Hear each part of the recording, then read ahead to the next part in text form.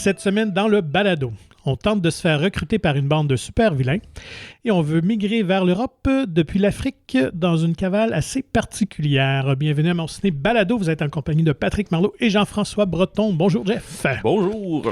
Donc, un menu assez léger, on devrait dire ça, cette semaine. Ouais, les semaines précédentes étaient plutôt denses. Fait Oui. que c'est...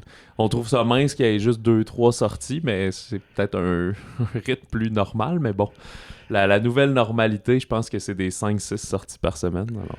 Et évidemment, la grosse sortie, c'est un film familial, je pense, très attendu pour les plus jeunes, qui vont renouer avec des personnages assez populaires. Mais avant d'en parler, faisons un petit tour d'actu. Ouais, je pense que la nouvelle la plus choc, peut-être en avez-vous entendu parler ou sûrement, c'est la fermeture des films Séville. Qui, je dois dire, on est quand même encore beaucoup dans le flou, là. C'est une saga qui ne fait que commencer. Donc, si on doit spécifier que c'est un distributeur de films. Donc, exactement, mais c'est un... Ouais, c'est ça, c'est un distributeur, mais c'est aussi un gros distributeur de films québécois, finalement. Fait que, oui, ils font la distribution de certains films américains de par la bande, comme les Hunger Games, des choses comme ça, mais c'est pas eux comme tels qui ont les droits. C'est que Séville c'était une ancienne fusion de Alliance Viva Film et les Films Séville, qui a pris le nom Les Films Séville, qui est affilié à Entertainment One, donc E1. Fait que souvent le film, si vous écoutez Hunger Games, vous allez voir le logo de E1, mais quand on l'écoute en français, c'est les Films Séville, quand il était distribué au Québec. Puis, depuis quelques années, ça a été acheté par Hasbro, la grosse compagnie de jeux, etc. Puis là, probablement qu'ils n'aimaient pas tant les chiffres récents. Je ne sais pas si c'est tant ça ou je pense une décision strictement d'affaires pour eux. Je pense que les Américains n'ont juste rien à foutre des films locaux produits localement au Québec. Ça, ouais. Donc, ils vont juste miser sur leur grosse IP, comme on dit, leur propriété intellectuelle. C'est ça. Parce que dans le fond, j'ai dit A1, c'est canadien, mais en fait, A1, c'est tout États-Unis, Canada, là, en fait. Je me mêle dessus? Non, c'est ça. Aux États-Unis. Ouais. Il faut comprendre que le distributeur est quand même un acteur majeur de la chaîne du cinéma, donc ça permet aux producteurs, évidemment, de faire distribuer leurs films en salle. Tu l'as mentionné, c'était quand même un des gros joueurs dans le film québécois. Donc là... Oui, parce qu'il y a notamment Denise Robert. La semaine prochaine, on parlait de Ligne de fuite. Là, ils ont dit d'ailleurs toutes les sorties québécoises qui sont prévues. On pense à... quand on était à Ciné-Québec, tous ceux qu'on avait rencontrés pour 23 décembre va sortir cette année, où le plongeur ils ont dit non, ça ne sera pas affecté, les subventions ont lieu, les films sont en tournage, il y a d'autres subventions en cours pour de l'écriture, pour des tournages, etc. Fait que cette partie-là, mais elle va être rescapée et sauvée par probablement A1 traité comme ça.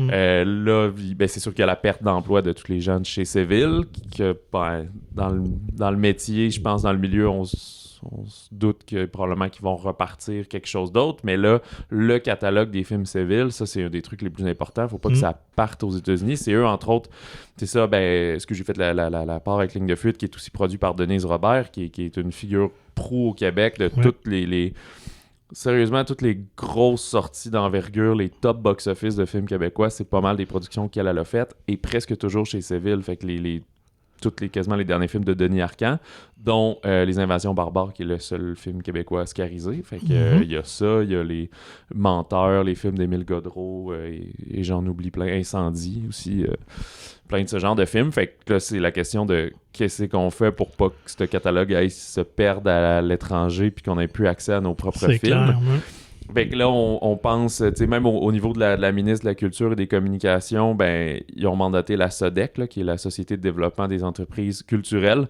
vraiment de suivre la situation de très près, puis de s'assurer qu'aucun film soit affecté là, dans les sorties à venir.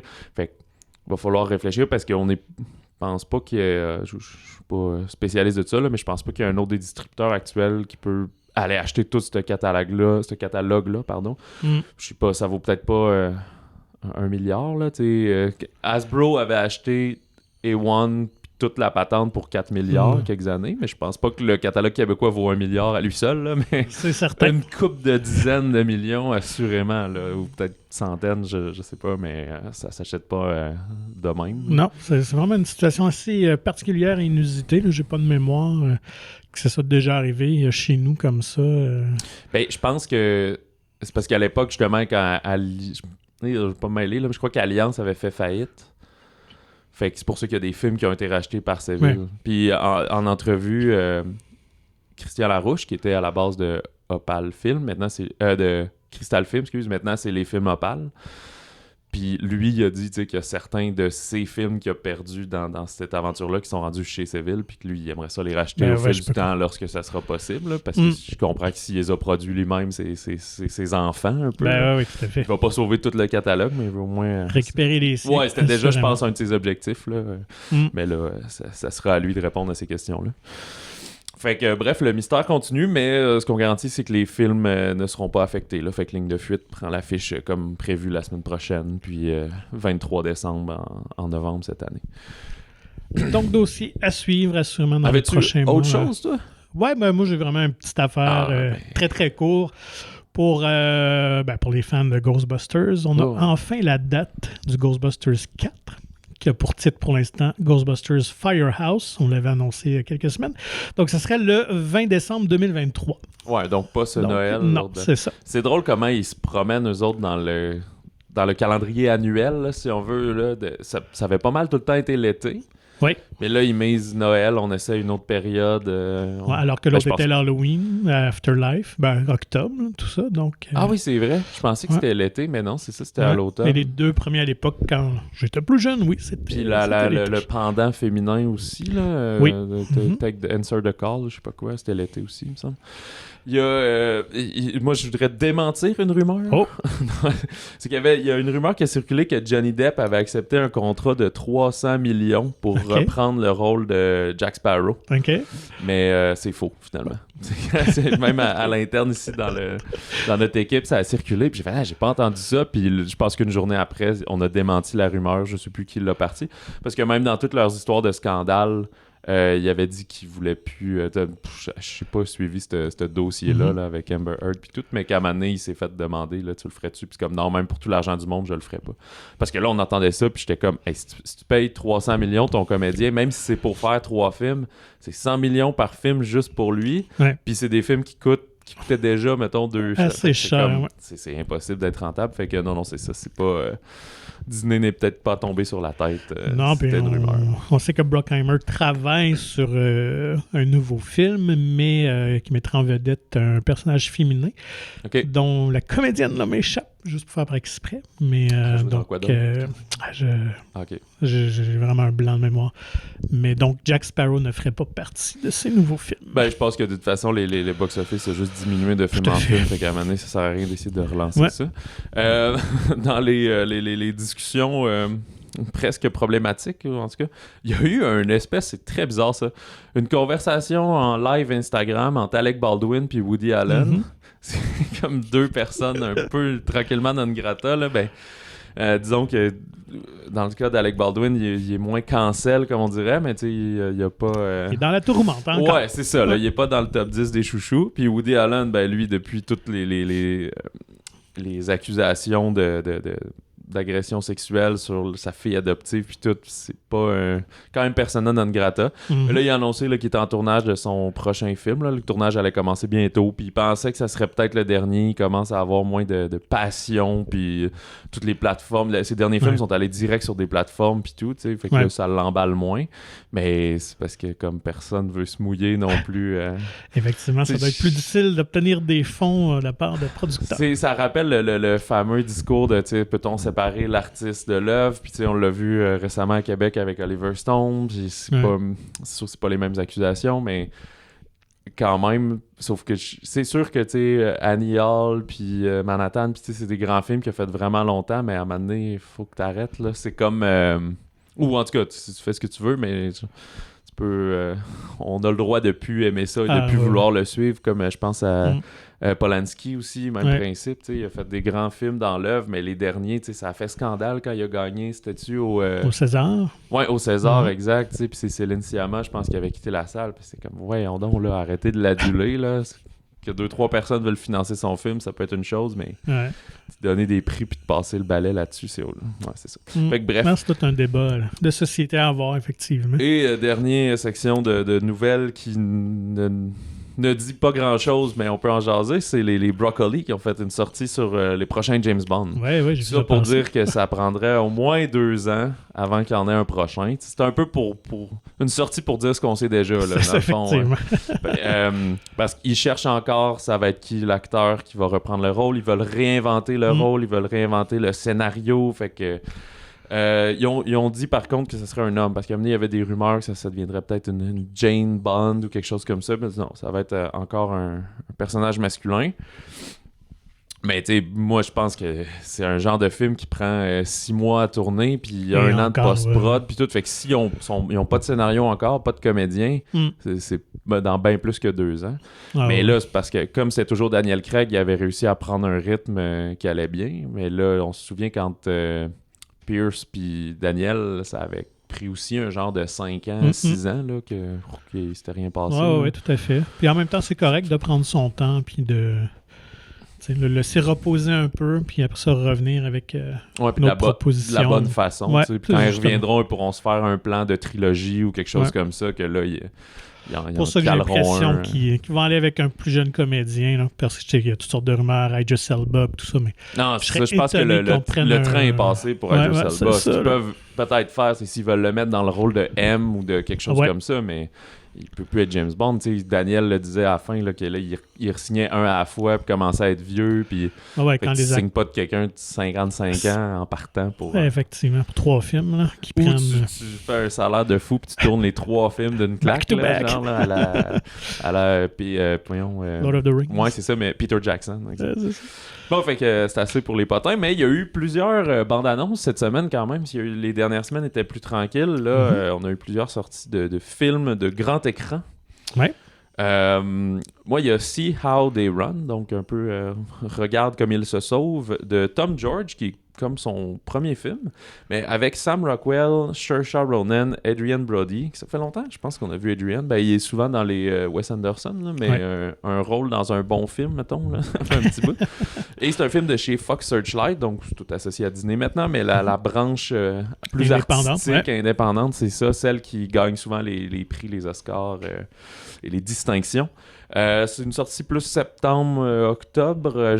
On est vraiment dans un mystère suspense, un bon vieux whodunit, là, comme Knives Out, le gros succès il y a quelques années. Fait qu'on va suivre un producteur de films désespéré qui est joué par Brody, qui veut adapter une pièce de théâtre en film, mais soudainement, tous les membres de la distribution se mettent à mourir les uns après les autres.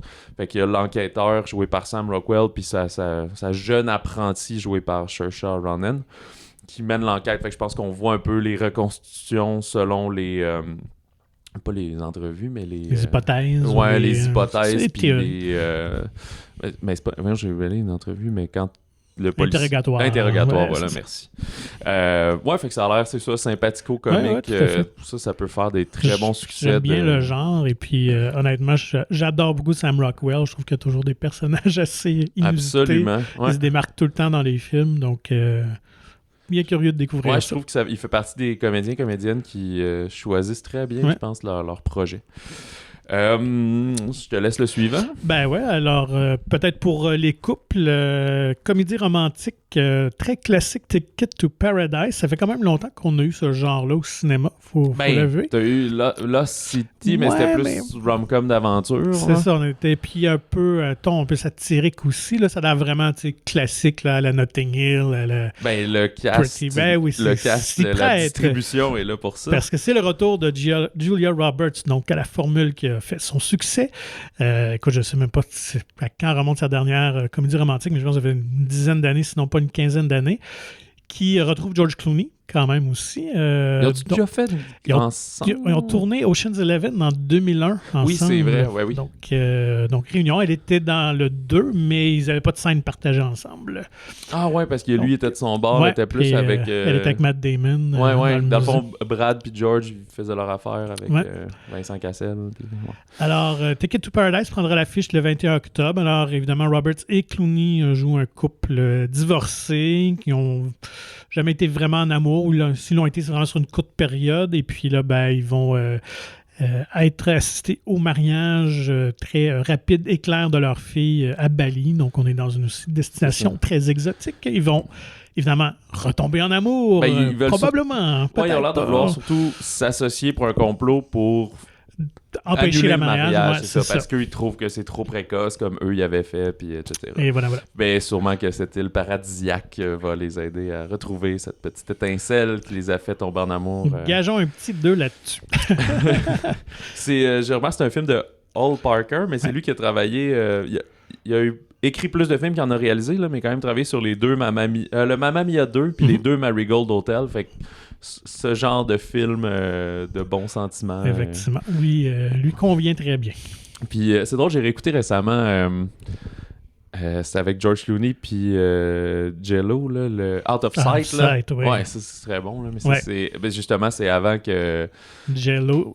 c'est pas Cronenberg, mais l'autre que je mélange toujours le nom. Soderbergh, c'est ça. Avant qu'il fasse le Ocean Eleven, justement. On voyait déjà son... le style, le montage, genre, là, le rythme. La petite musique un peu funky quand ils font des petits vols puis des choses comme ça. Et c'était avant que Jennifer Lopez devienne J.Lo, donc...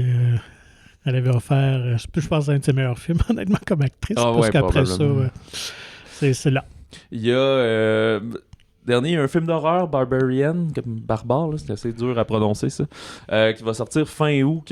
Moi, ça me rappelle peut-être quelque chose à la Martyr, le film français, ou Hostel. Là. C'est une location d'Airbnb, la fille arrive... finalement, il y a déjà quelqu'un là, ça a été double booké, mais là, il est un peu au milieu de nulle part. Fait que tu dis, gars, dors dans la chambre, là, tu peux barrer la porte, puis demain, on gérera ça. Mais finalement, pendant la nuit, il y a quelqu'un qui sort du garde-robe, elle s'en va dans le fond, puis il y a comme 3-4 sous-sols, puis tu comprends qu'il se passe quelque chose de louche. Au générique, c'est Georgina Campbell comme personnage principal que moi j'ai pas vu ailleurs, mais elle a quand même plusieurs crédits à son actif. Mais Bill Skarsgård, qu'on a connu pour surtout faire Pennywise, mais qui joue quand même souvent dans des films horreur riches. Et Justin Long aussi, qui avait fait les Jeepers Creepers, puis Drag Me to Hell, puis une couple de films. Fait que c'est comme deux bonhommes qui jouent souvent dans des films d'horreur, comédie d'horreur et tout. Fait que, ça pique ma curiosité. C'est une production de chez Fox, donc Disney. Pas un Searchlight, mais Fox. Fin août. Puis, juste avant d'en enregistrer, on a mis la main sur la bande-annonce de 3000 Years of Longing. 3000 ans à t'attendre, 3000 ans d'attente, quelque chose comme ça. De George Miller. Fait que lui qui est derrière tous les Mad Max, puis qui est en tournage pour Furiosa, là, le prequel à Mad Max Fury Road présentement.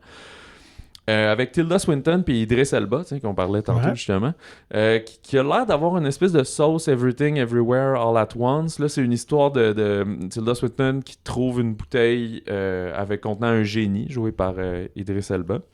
Fait que c'est à la mode de mettre les génies noirs maintenant. Et fait que il y a cette espèce de folie-là qu'on voit dans le montage coloré, dynamique. C'est pas un film d'A24 par contre. Fait que ça a l'air d'être comme quand elle cherche qu'elle veut faire, puis lui, peut-être il lui montre tous les vœux qu'il a fait dans le temps ou comment ça peut influencer l'avenir. Dur à voir. Ça sort aussi 31 août, fin de l'été, dans ce cas-ci.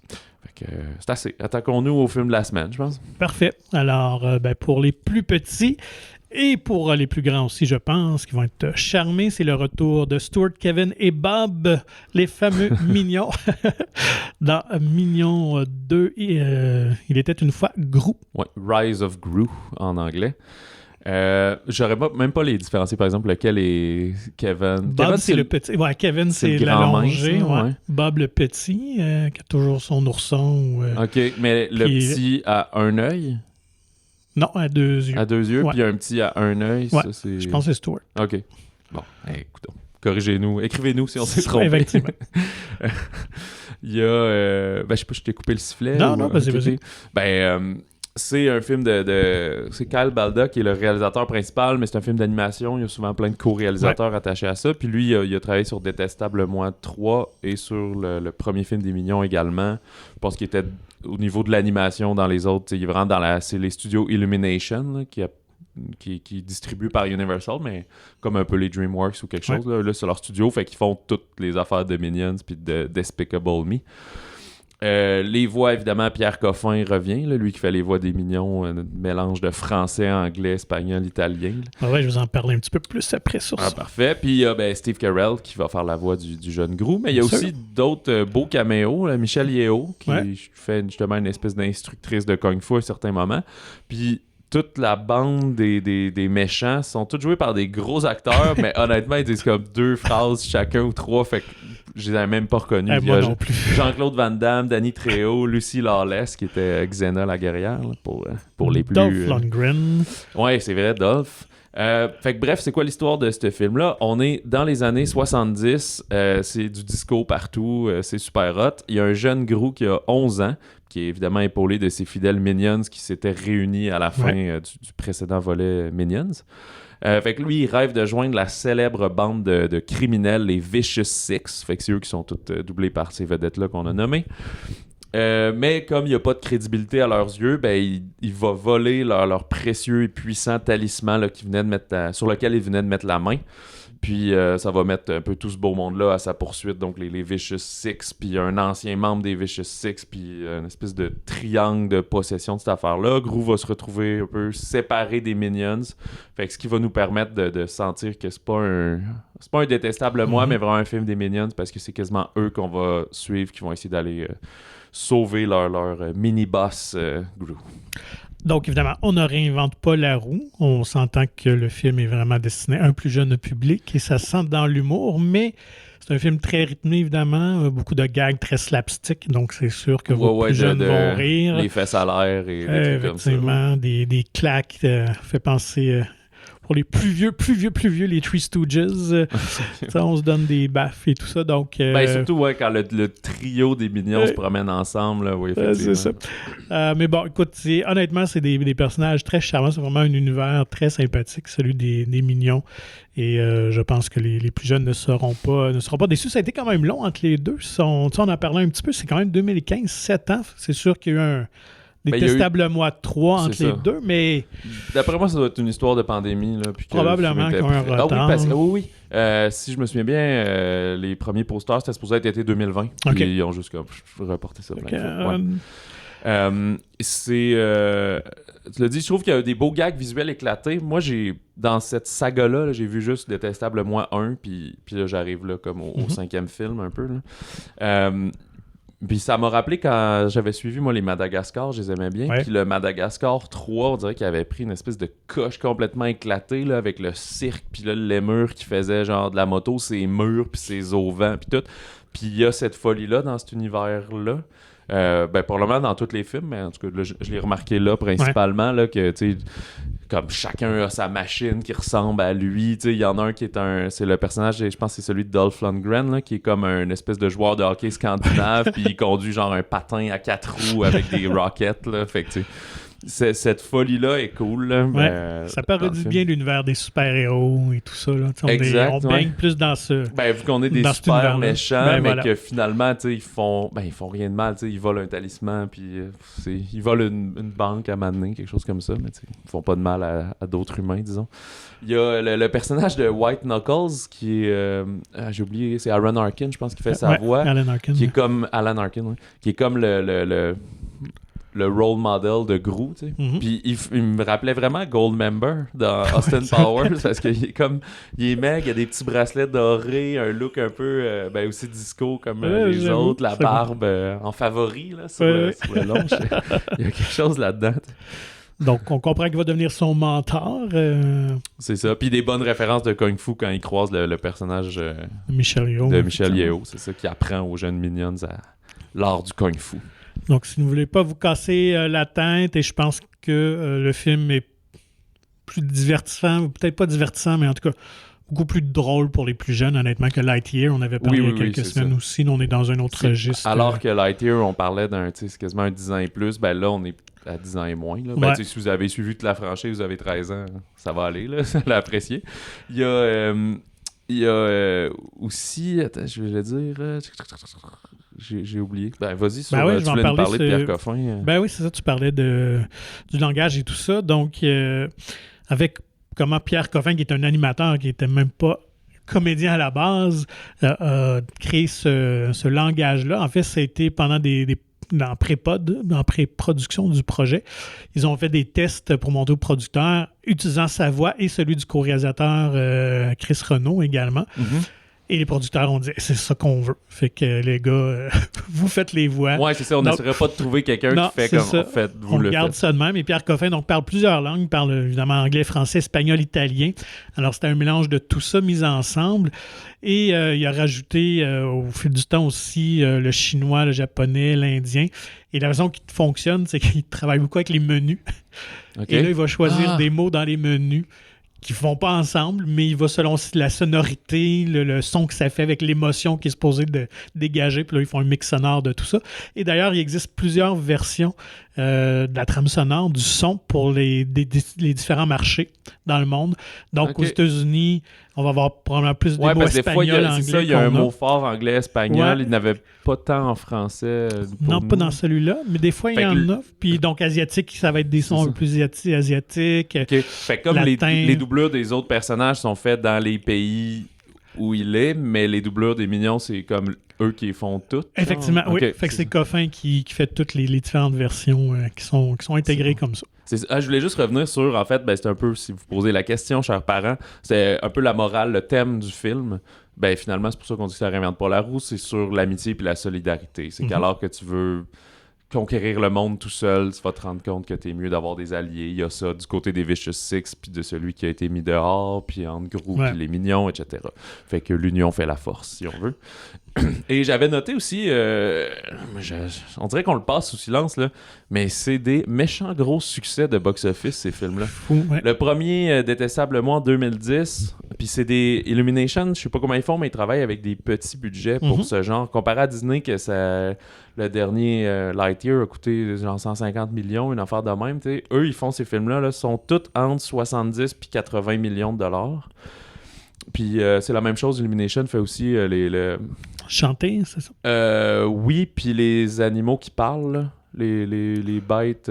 Oui, comme des bêtes. Ouais, c'est ça, exact. Puis c'est toujours le même principe. Fait que le premier Détestable avait fait 251 millions Amérique du Nord, 543 mondial. En 2013, avec la suite, 368, puis ça c'est un très gros succès d'été, et 970 millions mondial. Puis là, après ça, ils ont passé les milliards. Là. Fait que le premier Minions en 2015, 336 millions ici, 1,15 milliard. Puis Détestablement 3 en 2007, 264 millions, fait que ça avait redescendu, mais quand même 1 milliard.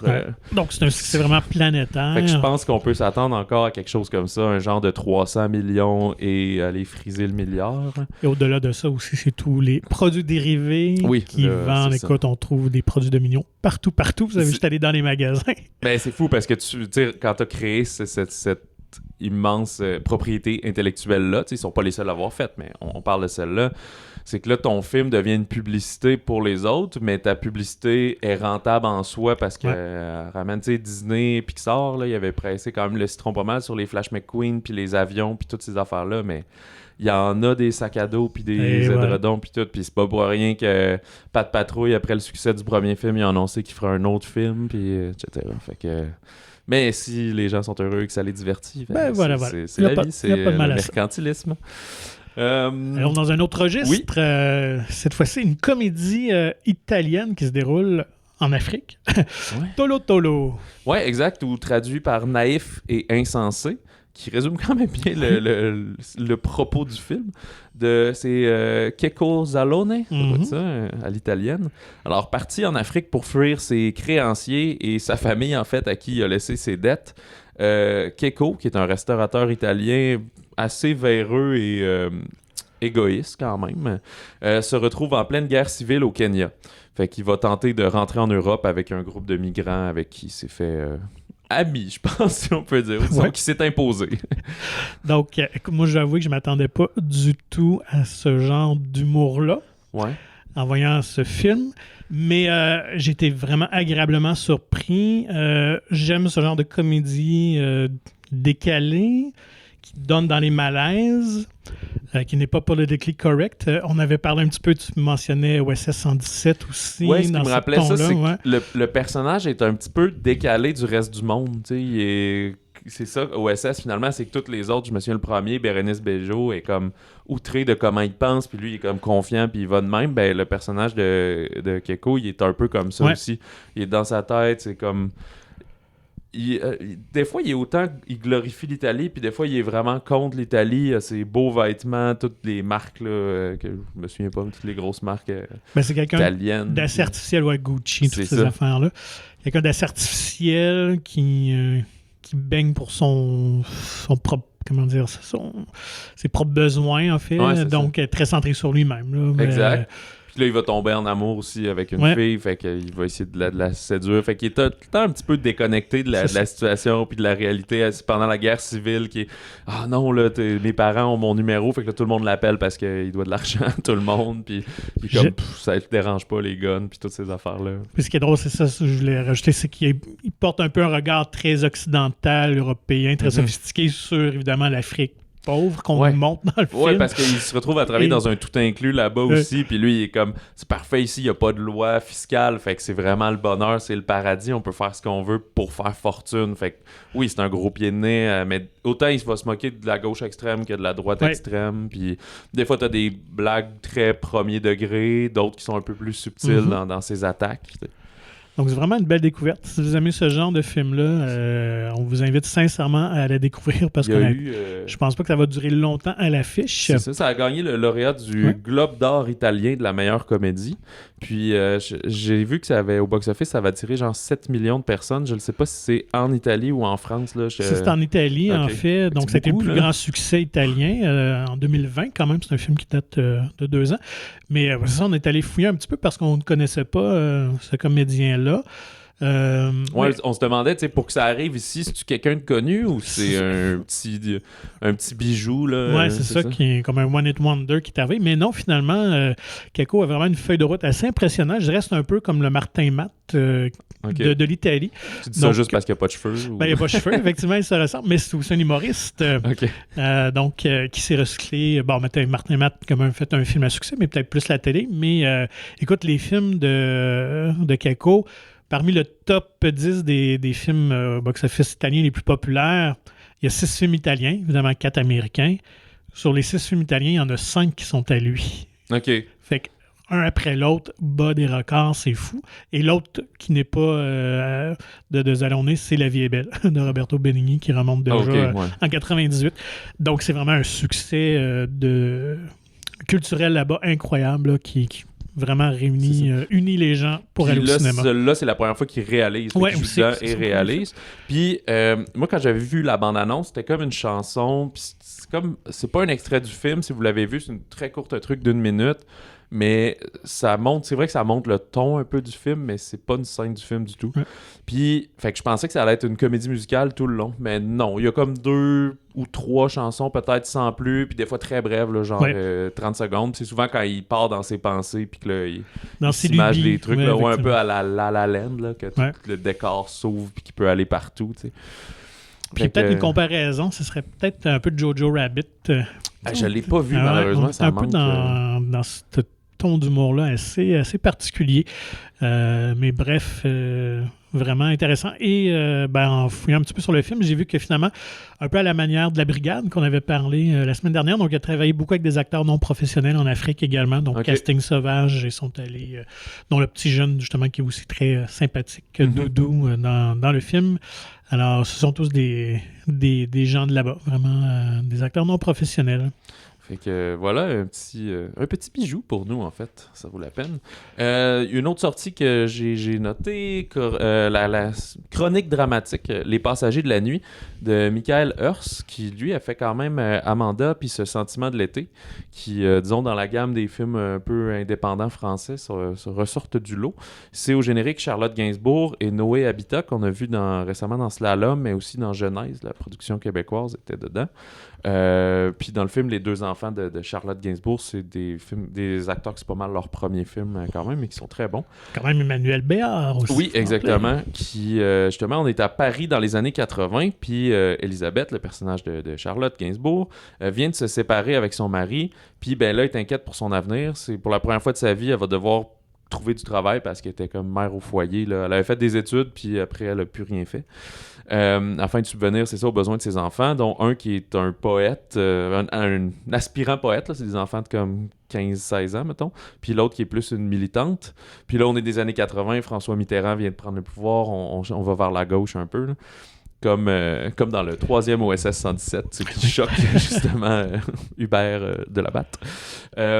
Fait qu'elle se fait embaucher dans une émission de radio de nuit, qui c'est Emmanuel Béard qui fait l'animatrice. Puis c'est un genre de Fabi la nuit, là. C'est une émission de ligne ouverte et de discussion. Puis elle fait celle qui doit filtrer les appels.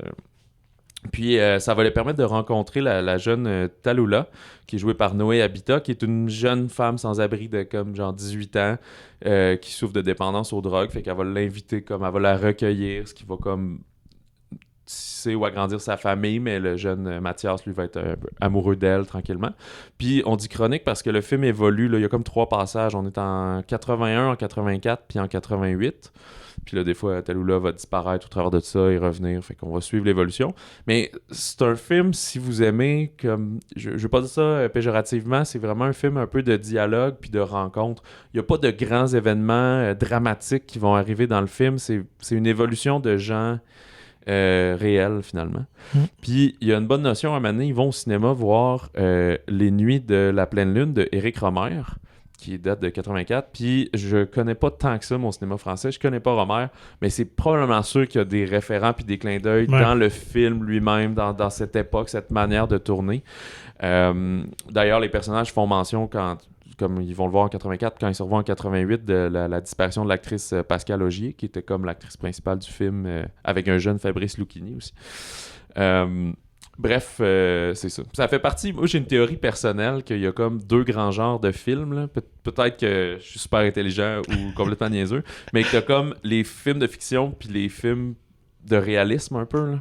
Fait que puis tu peux avoir un réalisme en science-fiction ou une fiction en drame. Là. C'est-à-dire ceux qui veulent exploser puis montrer quelque chose que c'est pas comme la vraie vie, mais on joue avec ces codes-là, qui peut être, je sais pas, Retour vers le futur, Everything Everywhere, ou des comédies de poursuite en char impossible. Puis t'en as d'autres que c'est de montrer la vraie chose, comment la on réalité. est. Ouais. C'est ça, exactement. Souvent des sentiments, on tourne beaucoup autour de ça, fait que c'est un peu plus le cas dans ce film-ci.